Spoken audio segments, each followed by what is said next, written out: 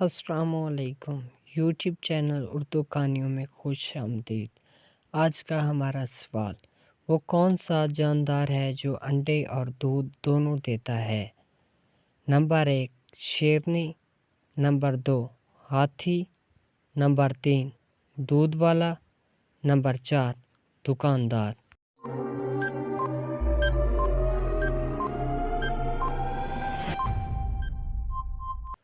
और सही जवाब है नंबर 4 दुकानदार।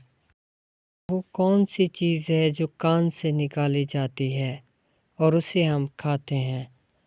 1 vitamin B 12, 2 vitamin C 12, 3 vitamin D, 4 vitamin B 10।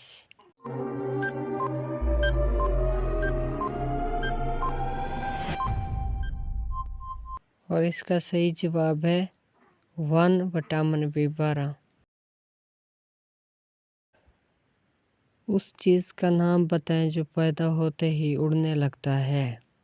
Option है 4। ऑप्शन 1 शाहीन, ऑप्शन 2 कबूतर, ऑप्शन 3 धुआं, ऑप्शन 4 कौवा।